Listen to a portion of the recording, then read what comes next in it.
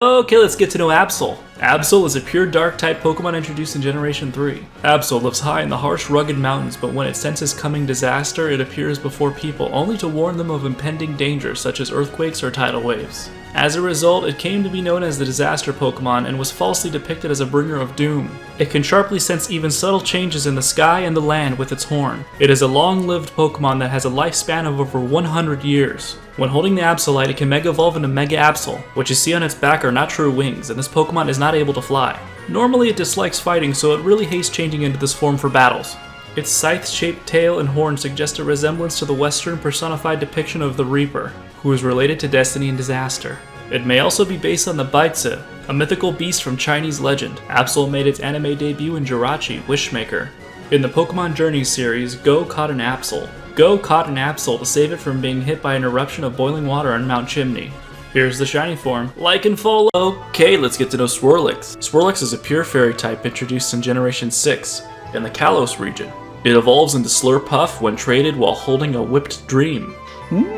Smells nice. The inspiration for its typing may be based on the fact that it is based on cotton candy, which was previously called fairy floss in the past, and is still called that in Australia. It may also be based on a dog, more specifically a Bichon Frise or Poodle. It eats its own weight in sugar every day. If it doesn't get enough sugar, it becomes incredibly grumpy. To entangle its opponents in battle, it exudes sweet and sticky white threads. Tastes nice. In Pokemon Super Mystery Dungeon, Swirlix is the stewardess for the Expedition Society. She is also a glutton, so she eats much of the food she makes. Swirlix appears as a Pokeball summon in Super Smash Bros. 3DS, Wii U, and Ultimate.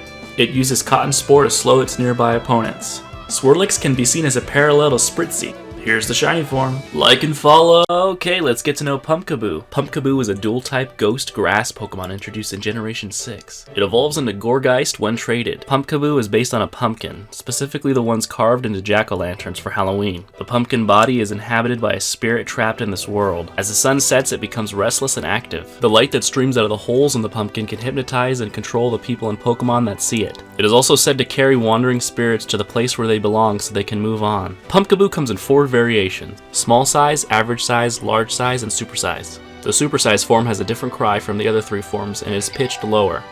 Pumpkaboo debuted in anime episode 810. Jessie tripped over a supersized Pumpkaboo in the forest.